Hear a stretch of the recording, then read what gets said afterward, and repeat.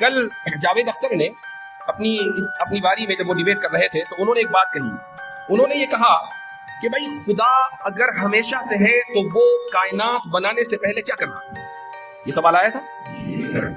اب اس کا جواب کہیں اور نہیں ہے, خود علامہ کشمیری نے ان 3 الفاظ میں دے دیا. اذن لا معنی لالزام تعطل الفیض ولا. اگر یہ کتابیں ہم پڑھیں گے تو دنیا کے کسی بھی فورم پر جا کر ہم گفتگو کر سکتے ہیں, ڈیبیٹ کر سکتے ہیں, مکالمہ کر سکتے ہیں. ضروری یہ ہے کہ آپ اپنے اسلاف کی تراث سے جڑیں اور ان کی لکھی ہوئی کتابوں اور ان کی چھوڑی ہوئی تحریرات سے آپ استفادہ کریں. تب جا کر یہ ممکن ہوگا کہ آپ ان فورمز پر جا کر گفتگو کر سکیں. غزہ میں جو حالات چل رہے ہیں کہ بھائی اللہ تعالیٰ اگر عادل ہے اور اس کی صفت عادل ہے تو پھر آخر وہ ظلم کو روا رکھے ہوئے کیوں ہے؟ وہ مداخلت کر کے اس ظلم کو کیوں نہیں روک دیتا؟ یہ بات بہت آئی. ایک مجسمہ ساز اگر مجسمہ بنانے کے بعد مجسمہ توڑ دے تو کون ہے جو اس سے سوال کرے؟ ایک تصویر بنانے والا تصویر بنانے کے بعد تصویر کو پھاڑ دے تو کون ہے جو اس سے سوال کرے؟ خدا نے اس جہاں کو بنایا ہے, سوارا ہے, یہ خدا جانے کہ وہ اس جہاں کے ساتھ کیا کرے گا. یہ کوئی کتابیں یورپ سے نہیں آئی ہیں کہ جن کو پڑھ کر مفتی شمائل نے کل جوابات دیے تھے. یہ کتابیں کوئی ایسی لائبریریوں میں نہیں ملتی کہ جہاں آپ پہنچ نہ سکیں. یہ ایسی زبانوں میں نہیں لکھی ہوئی ہیں جس کو آپ پڑھ نہ سکیں. یہ آپ ہی کی زبان میں لکھی ہوئی ہے, آپ ہی کی بڑوں میں لکھی ہوئی ہے, آپ ہی کے یہاں دستیاب ہے اور بہت سو کے یہاں الماری میں رکھی ہوئی ہے. یہ حقیقت ہے کہ آج اگر ایک ندوی فاضل کا دیوبند کے طلبہ استقبال کر رہے ہیں تو اگر تعصب کسی کے ذہن میں ہوتا تو یہ استقبال نہ ہو رہا ہوتا. مفتی شمائل صاحب آج کے دن کے ہیرو ہیں اور ندوے سے پہلے دیوبند آئے. میری گزارش ہوگی تمام حضرات سے خاموش ہو جائیں. آج میری طبیعت خراب ہے لیکن آپ کی محبت میں آیا ہوں اور 2 دن سے طبیعت ناساز چل رہی ہے, سر میں درد بھی ہے, آواز بھی آپ دیکھ ہی رہے ہیں. تو آپ کی خاموشی کے اوپر میری پیغام رسانی موقوف ہے. پھر وہی طریقے توقف آ گئی. تو آرگیومنٹ آف کنٹینجنسی.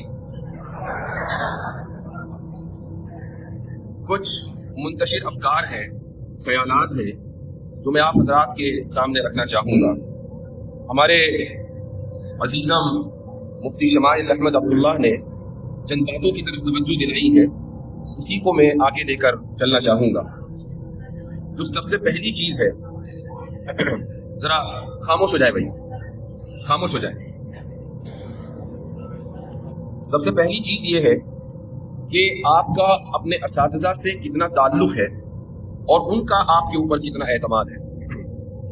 کل جب ڈیبیٹ ہوئی تو ڈیبیٹ سے تقریباً 3-4 گھنٹے کے بعد میرے پاس ایک فون آیا اور یہ فون تھا دارالعلوم دیوبند کے استاذ, میرے محسن استاذ حضرت مولانا مجیب اللہ گونڈوی صاحب کا دامت برکاتہ.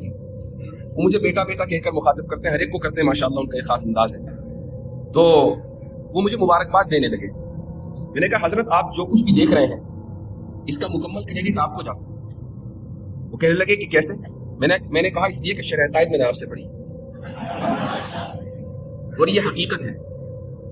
آپ نے اکثر مجھے سنا ہوگا کہ جب بھی میں نصاب پہ بات کرتا ہوں تو شرح عقائد کا ایڈورٹائز ضرور کرتا ہوں.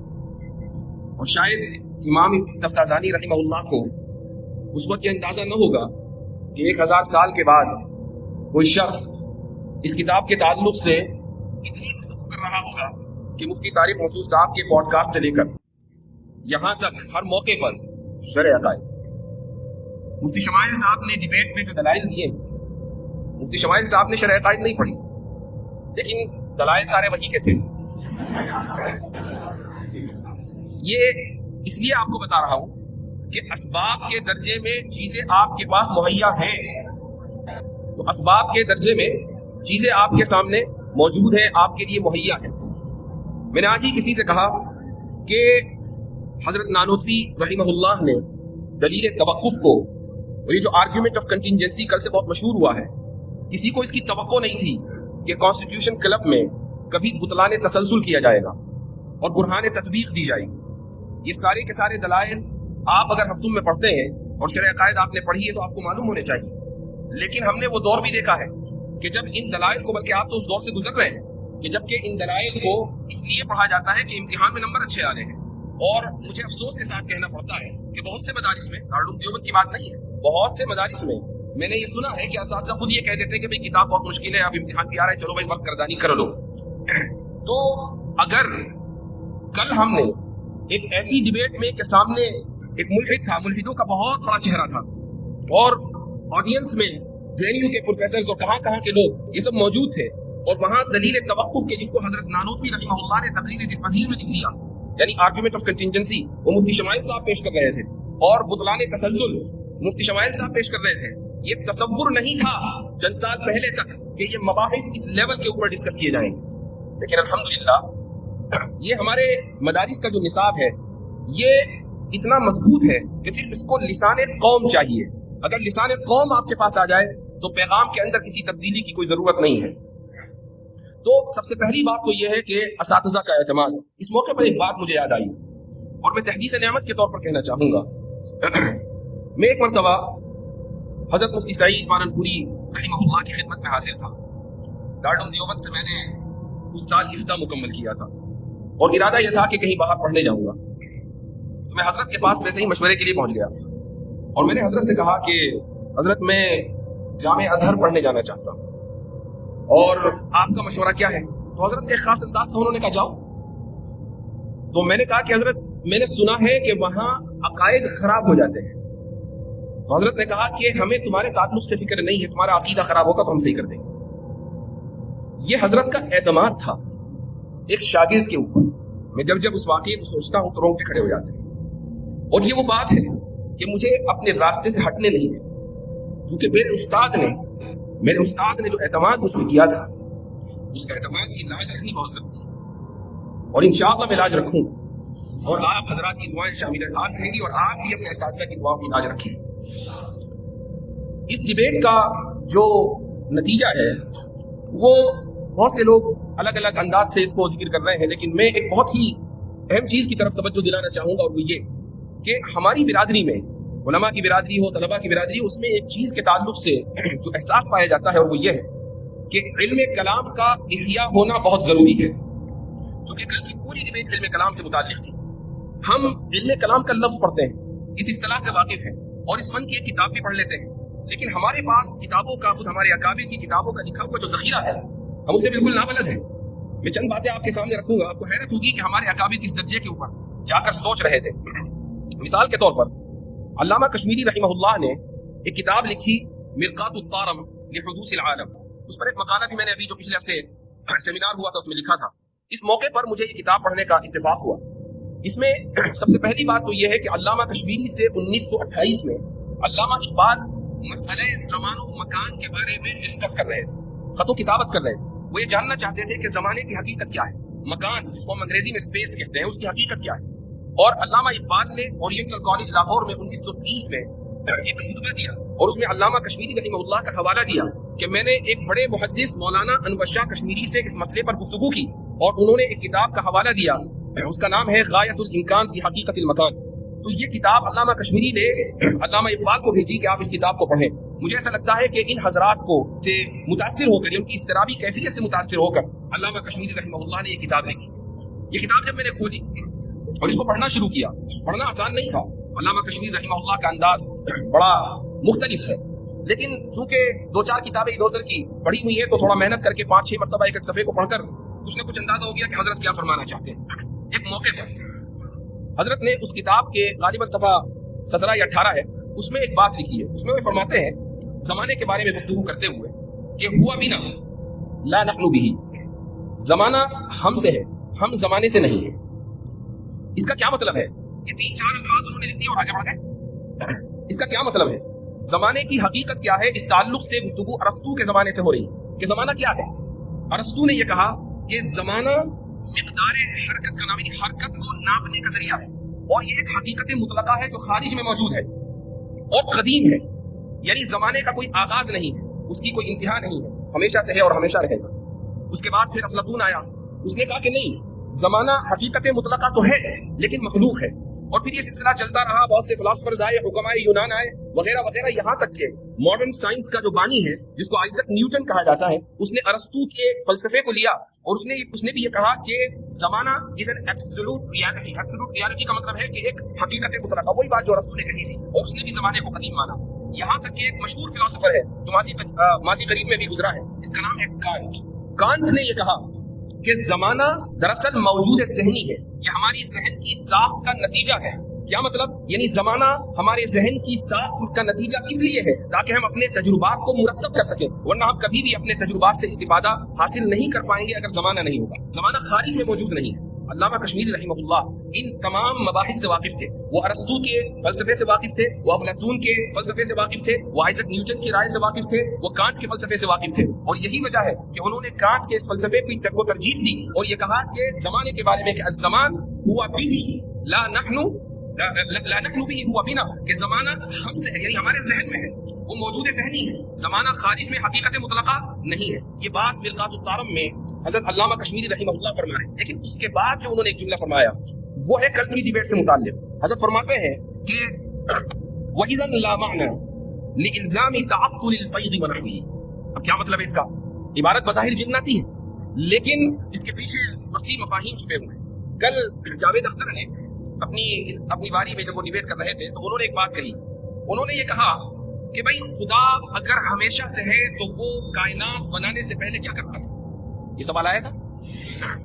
اب اس کا جواب کہیں اور نہیں ہے، خود علامہ کشمیری نے ان 3 الفاظ میں دے دیا، اذن لا معنی لالزام تعطل الفیض ونحوه۔ کیا مطلب ہے اس کا؟ اس کا مطلب یہ ہے کہ اگر زمانہ ہم سے ہے، زمانہ خارج میں حقیقت مطلقہ نہیں ہے، تو پھر یہ اعتراض ہی لازم نہیں آتا کہ زمانے سے پہلے خدا کیا کر رہا تھا، چونکہ زمانہ تو خارج میں ہی نہیں۔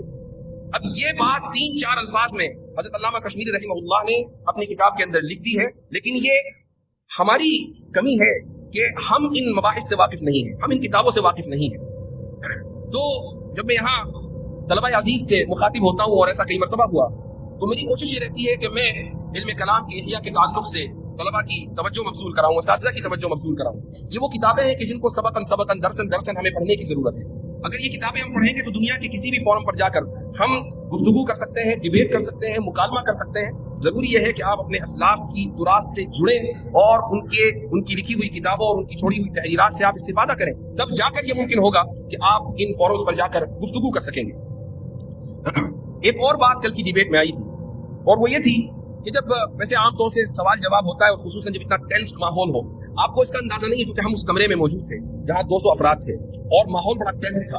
ابھی مفتی شمائل صاحب اپنی بات کر رہے تھے، اب یہ تھا کہ بھائی اب جاوید اختر کیا کہیں گے، جاوید اختر نے اپنی بات کہی، میرے ذہن میں یہ چل رہا تھا کہ مفتی شمائل کیسے اس کا جواب دیں گے، اور ٹینس ماحول، ہر ایک آدمی اس سے متاثر تھا۔ اب سوال و جواب کا سیشن شروع ہوا تو بات جینوسائیڈ کے اوپر آ گئی، غزہ میں جو حالات چل رہے ہیں کہ بھائی اللہ تعالیٰ اگر عادل ہے اور اس کی صفت عادل ہے تو پھر آخر وہ ظلم کو روا رکھے ہوئے کیوں ہے، وہ مداخلت کر کے اس ظلم کو کیوں نہیں روک دیتا۔ یہ بات وہاں آئی اور مفتی شمائل صاحب نے جو جواب دیا وہی حقیقی جواب ہے۔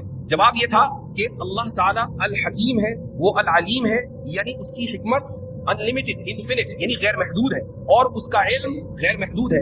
اگر آپ اس کے ایک ایک فعل، جو خود افعال اس کے غیر محدود ہیں، ایک ایک فعل کی حکمت کو جاننے کا مطالبہ کریں تو آپ خود اپنے آپ کو العلیم بنانا چاہتے ہیں، جو ممکن نہیں ہے، کیونکہ اگر آپ کے ذہن میں تمام کی تمام غیر محدود حکمتیں آ جائیں تو علم غیر محدود ہو جائے گا اور پھر آپ بھی الحکیم ہوں گے اور آپ بھی العلیم ہوں گے، اور یہ ممکن نہیں ہے۔ تو اس لیے اللہ تعالیٰ کی ہر حکمت کو جاننا ممکن نہیں ہے۔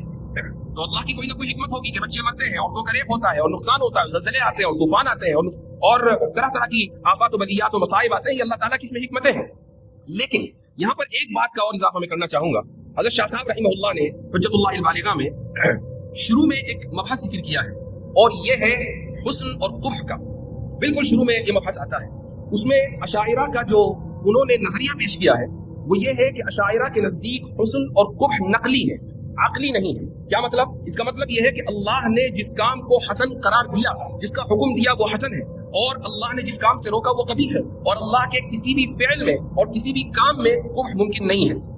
یہ اشاعرہ کا نقطہ نظر ہے۔ اب اس نقطہ نظر کو اس سوال کے اوپر فٹ کریں، جب اللہ کا کوئی بھی کام قبیح نہیں ہے، اس کا ہر کام حسن ہے اور مالک الملک ہے، وہ اپنی ملکیت میں جس طریقے سے چاہے تصرف کرے، آپ لبرلز کو یہ کہیں کہ بھائی تم عورتوں کو ابورشن کی اجازت دیتے ہو، کیوں؟ وہ یہ کہتے ہو کہ بھائی میرا جسم میری مرضی کا اصول ہے نا، یہ اس عورت کا جسم ہے، اس کی مرضی ہے، وہ چاہے اسقاط حمل کرائے یا اسقاط حمل نہ کرائے، تم اس کو مکمل تصرف کا اختیار دیتے ہو، یہاں تک کہ پیٹ میں پلنے والے بچے کی جان لینے کا اختیار دیتے ہو۔ یہ اختیار تم خدا کو کیوں نہیں دیتے؟ کیا یہ اس کی ملکیت نہیں ہے؟ کیا ہم اس کی مملوک نہیں ہے؟ کیا یہ دنیا اس کے تصرف میں نہیں ہے؟ صاحب تصرف اور صاحب ملک اپنی ملکیت میں جس طریقے سے چاہے تصرف کرے وہ حسن ہی حسن ہوگا۔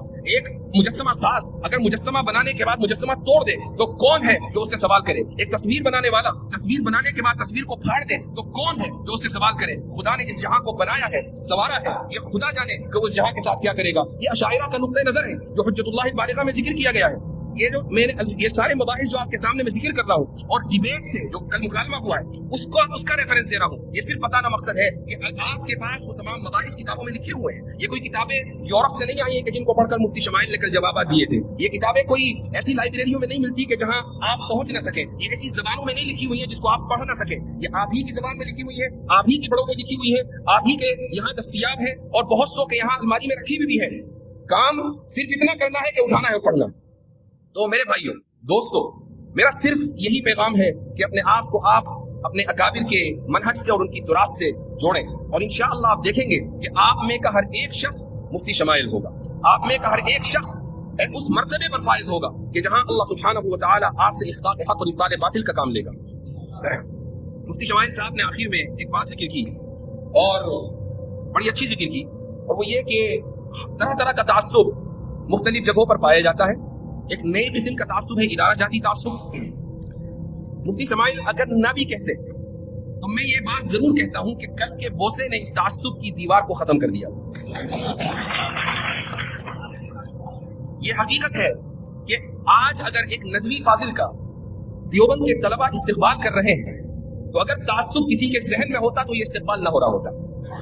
مفتی شمائل صاحب آج کے دن کے ہیرو ہیں اور ندوے سے پہلے دیوبند آئے ہیں اور اس کے بعد انشاءاللہ ندوے جائیں گے اور میں بھی انشاءاللہ شاید جاؤں، ابھی طے نہیں ہے، اب وہ خبر پہنچ جائے گی وہاں. وہ منہ سے نکل گیا، واپس لیتا ہوں، رجوع کرتا ہوں. ایک اور بات میں بتا دوں کہ آج سے کوئی تقریباً 1.5-2 سال پہلے میری یہ کوشش ہوئی کہ جاوید اختر کو ڈیبیٹ پر بلایا جائے اور بیچ میں کچھ لوگ تھے تو انہوں نے جاوید اختر سے رابطہ بھی کیا اور جاوید اختر نے حامی بھر لی کہ ہاں بھائی ڈیبیٹ کریں گے اور یہ بھی کہہ دیا کہ میں مفتی صاحب کے چینل پر ہی آ جاؤں گا، میرا اپنا کوئی چینل نہیں ہے. مجھے بڑی حیرت ہوئی کہ بھائی بہت زیادہ وسعت ظرفی رکھتے ہیں اور اس میں کوئی شک نہیں ہے. ہماری ان سے ذاتی طور پر بھی ملاقات ہوئی ہے. ابھی جو حضرت والا فرما رہے تھے کہ ان کے لیے دعا کرنی چاہیے، ان کی ہدایت کے لیے دعا کرنی چاہیے، بہت اہم بات تھی. تو انہوں نے اس کو قبول کر لیا، لیکن پھر کسی من چلے نے اویس اقبال والی ویڈیو ان کو دکھا دی اور انہوں نے کہا کہ بھائی میں ان سے ڈیبیٹ نہیں کروں گا اس لیے کہ یہ تو بولنے ہی نہیں دیتے. پھر بات ختم ہو گئی. پھر انہوں نے کہا کہ میں شکاگو آ رہا ہوں، وہاں ہی مفتی صاحب رہتے تو وہیں بات کر لیں گے. وہ آئے لیکن کوئی ایسی صورتحال نہیں بن پائی اور گفتگو ان سے نہیں ہوئی. جب ہم پرسوں ان سے ملے ڈیبیٹ سے ایک دن پہلے، میں اور مفتی شمائل صاحب ان سے ملے، ان کی ٹیم سے 2-3 لوگ اور تھے. تو وہ مجھے دیکھ کر کہنے لگے کہ میں نے آپ کی وہ اویس اقبال والی ویڈیو دیکھی ہے، آپ نے بہت ہی سنجیدگی سے کلام کیا ہے اور آپ نے مکمل موقع دیا ہے سامنے والے کو بولنے کا. تو میرے ذہن میں آیا کہ ابھی 1.5 سال پہلے آپ نے یہ کہہ کر مناظرے سے پیچھا چھڑایا تھا کہ میں بولنے نہیں دیتا اور ابھی وہ وہی ویڈیو آپ اس کی تعریف کر رہے ہیں ماشاءاللہ. لیکن چونکہ ہر چیز کا ایک وقت مقرر ہوتا ہے، اس کے لیے رجال متعین ہوتے ہیں، اس کے لیے افراد متعین ہوتے ہیں. اس کام کے لیے اللہ تعالیٰ نے مجھے نہیں مفتی شمائل صاحب کو چنا تھا. اللہ تعالیٰ نے اس کام کے لیے مفتی شمائل صاحب کو توفیق دی تھی، ان کے لیے توفیق لکھی گئی تھی. اس لیے میں چاہے جتنا بھی زور لگا لیتا یہ کام ہونے والا نہیں تھا. ہاں اتنا ضرور ہے اور میں تحدیث نعمت کے طور پر یہ کہوں گا اور میں نے مفتی صاحب سے بھی یہ کہا کہ بھائی میں صرف یہ چاہتا ہوں کہ اس پورے کام میں تھوڑا سا حصہ میرا ہو جائے. صرف اسی نیت سے میں آپ کے ساتھ لگا ہوا ہوں اور جو کچھ بھی تیاری ہو رہی ہے اس میں مشورے میں شامل ہوں. باقی ان کی اپنی محنت ہے اور یہ ان کی تواضع انکساری ہے کہ انہوں نے سارا کریڈٹ اپنے اساتذہ کو دیا اور مجھے بھی شامل کر دیا. فجزاک اللہ احسن الجزاء. آخر میں صرف یہی کہوں گا کہ اپنے اکابر کی تراث کو پکڑے رکھیں، اپنے اکابر کی کتابوں کو پڑھیں. کانٹ سے زیادہ حضرت تھانوی رحمۃ اللہ علیہ کا فلسفہ ہے. کانٹ کا فلسفہ حضرت تھانوی رحمہ اللہ کے فلسفے کے سامنے کوئی حیثیت نہیں رکھتا. حضرت تھانوی کے ملفوظات ہی آپ پڑھ لیں تو آپ کو حیرت ہوگی کہ حضرت نے کیا کیا چیزیں لکھی ہیں. انتباہات مفیدہ پڑھیں، اشرف الجواب پڑھیں، حجت اللہ البالغہ پڑھیں، ابقات پڑھیں جو شاہ اسماعیل شہید کی لکھی ہوئی ہے. اسی طریقے سے حضرت نانوتوی رحمہ اللہ کی کچھ کتابیں ہیں، آپ ان کو پڑھیں. تو ان کتابوں کو جب آپ پڑھیں گے تو آپ بھی انشاءاللہ اسی میدان میں اس لیول پر کام کر رہے ہوں گے کہ کل آپ کے لیے استقبال یہ دیے جائیں گے. جزاکم اللہ خیر الجزاء وآخر دعوانا الحمدللہ رب العالمین. اچھا، یہ مولانا محمود صاحب نے آج کی اس انجمن فکر و تحقیق کی طرف سے یہ جو آج کے پروگرام کا انعقاد کیا ہے تو میں شکر گزار ہوں. اپنی طرف سے بھی شکریہ ادا کرتا ہوں، مفتی شمائل صاحب کی طرف سے بھی شکریہ ادا کرتا ہوں کہ آپ حضرات